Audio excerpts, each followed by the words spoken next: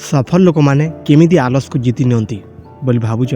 सत कथा कहवाक गले सफल लोक मैंने आम बड़े गोटे मनीष से सकाले उठा मन हुए काम करने को आलस लगे केबे केबे हार मानवा मन हुए तेबे तांकु आम ठार भिन्न कौन करे भिन्न करे से गोटे शब्द जहाँ को आम डिसिप्लिन कहूँ अनुशासन। सफल लोक मैंने आलस को मारी दियंती नहीं से माने आलस उपर रोज रोज जीतवा शिखी जाती। तुम्हें जदि ध्यान देकी देख आलस होची गोटे भावना या कौन शारीरिक रोग नुहे या मनर गोटे खेल। मन जिते बेले सहज रास्ता खोजे से बेले आलस आसे। मन कहे आज नुहे काली करदेवा मन कहे आउ थोड़ा शुईने आउ थोड़ा मोबाइल देखने। सफल लोक मैंने यही मनर कथा को अंधार शुणती ना से माने मन को नुहे निज लक्ष्य को शुणती। सफल लोक मैंने जानती मन सब बेले सुख खोजे किंतु जीवन सफलता चाहे। जोटी सुख अच्छी सेठी सब बेले विकास नहीं और जोटी जंत्रणा अच्छी सेठी अनेक समाज भविष्य लुचि थाए। सफल लोक मैंने यही कथा बुझी था तेणु से माने असुविधा को देखी पलाई जाते नहीं से माने असुविधा को ग्रहण करती कारण से माने जानती जे यही असुविधा ही आग को चलिबार मूल्य। आलस आसे जिते बेले आमे निज जीवन को गंभीर भाव नहीं था। आलस आसे जिते बेले आमर लक्ष्य स्पष्ट नुहे। सफल लोक मैंने निज लक्ष्य को क्लियर भाव देखती से आलस पाई स्थान रहे नहीं। से माने जिते बेले सकाले उठती से माने मनरे गोटे प्रश्न थाए आज मु कौन करी जहाँ मते मोर स्वप्न निकट को नहीं जीवो। यही प्रश्न ही आलस को हराई दिए। देख सफल लोक मैंने जानती जे मोटिवेशन सब बेले रहे नहीं। जो दिन मन भल थाए से दिन काम करी ए बोली भावना तांको पाखरे नहीं। से माने मोटिवेशन उपरे नुहे डिसिप्लिन उपरे भरोसा करती। डिसिप्लिन माने होची मन चाहूले कि न चाहूले मध्य काम करदेवा। जो दिन मन खराब थाए से दिन काम करवा ही डिसिप्लिन। जो दिन शरीर कहे आज नुहे से दिन निजक उठे नहीं काम लगाई देवा ही सफल लोकंकर आदत। सफल लोक मैंने आलस सहित लड़ते नहीं से माने या धोखा दियंते नहीं। से माने निजक बड़ बड़ कथा कही डराते नहीं। से माने छोट छोट काम आरंभ करती।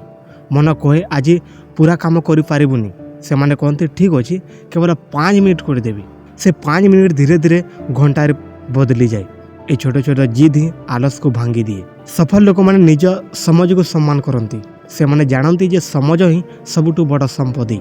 जो लोग समाज को हल्का भावे नहीं थाए समाज ताकू हल्का भावे नहीं जाए। सफल लोक मैंने निज दिन को एमिति गठन करती जो अनावश्यक काम पाई समाज रहे। जोटी फोकस थाए सेठी आलस टिकी पारे नहीं। देख सफल लोक मैंने निज आदत को निज भाग्य भावे देखती। से माने जानती जे आजिर छोट आदत ही आगामी कालीर बड़ जीवन तैयारी करिवो। से माने गुटे दिन रे सब किछि बदलबाकू चेष्टा करती नहीं। से माने रोज रोज थोड़ा थोड़ा कर निज को भल करिबारे लागि रहंती।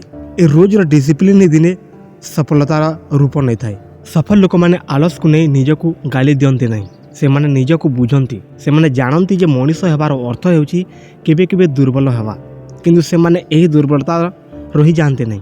से माने पड़ी गले उठी पड़ती।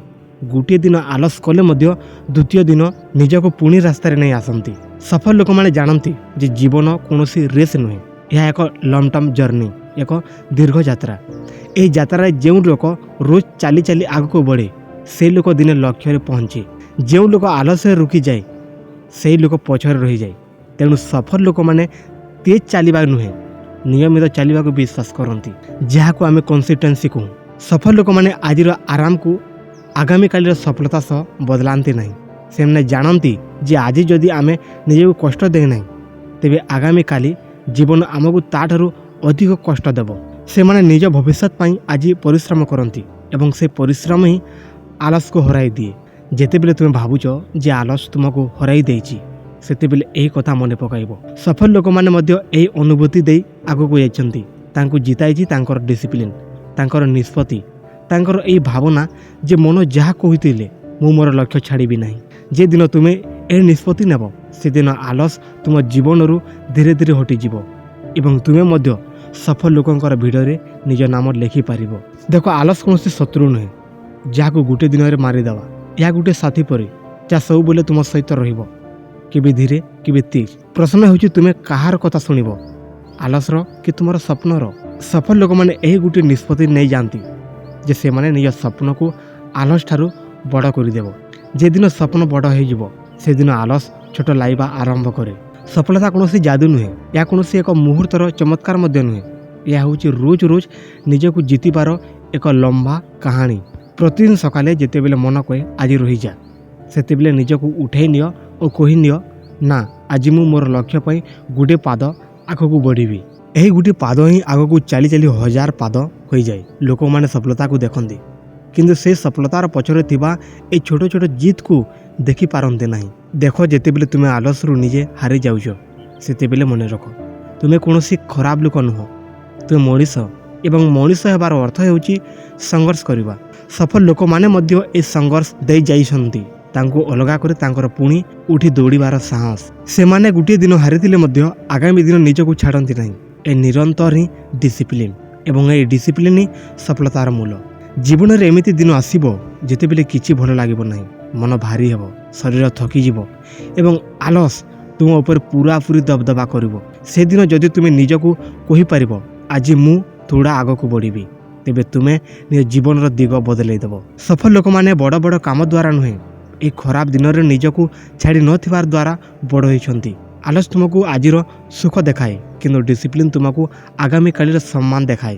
ଦେଖ, ଆଜି ଯଦି ତୁମେ ଆଲସକୁ ବାଛ, ତେବେ ଆଗାମୀ ଦିନର ଅଭିଯୋଗ ମିଳିବ। ଆଜି ଯଦି ଡିସିପ୍ଲିନ୍କୁ ବାଛ, ତେବେ ଆଗାମୀକାଲି ଗର୍ବ ମିଳିବ। ଏ ବିକଳ୍ପ ପ୍ରତିଦିନ ତୁମ ସାମ୍ନାରେ ଆସେ ଏବଂ ସଫଳ ଲୋକମାନେ ପ୍ରତିଦିନ ଏ ସଠିକ୍ ବିକଳ୍ପକୁ ବାଛନ୍ତି। ଦିନେ ଯେତେବେଳେ ତୁମେ ପଛକୁ ଘୁରି ଦେଖିବ, ସେତେବେଳେ ତୁମେ ଏହା ଦେଖିବ ନାହିଁ ଯେ କେତେ ଦିନ ତୁମେ ଆଲସ କରିଥିଲ, ତୁମେ ଦେଖିବ ଯେ କେତେ ଦିନ ତୁମେ ହାର ମାନି ନଥିଲ। ସେ ସ୍ମୃତି ହିଁ ତୁମର ସଫଳତା ହେବ, ସେ ସ୍ମୃତି ହିଁ ତୁମକୁ ଆତ୍ମସମ୍ମାନ ଦେବ।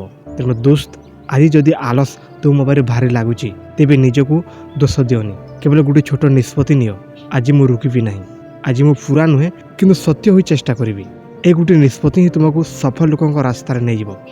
ଡିସିପ୍ଲିନ୍ କୌଣସି ଦିନର କାମ ନୁହେଁ, ଏହା ଏକ ଜୀବନର ଆଦତ। ଏବଂ ଯେ ଦିନ ଏହି ଆଦତ ତୁମ ଜୀବନର ଅଂଶ ହୋଇଯିବ ନା, ସେଦିନ ଆଲସ ଆପେ ଆପେ ତୁମ ଜୀବନରୁ ହଟିଯିବ ଏବଂ ସଫଳତା ତୁମକୁ ଖୋଜି ଆସିବ।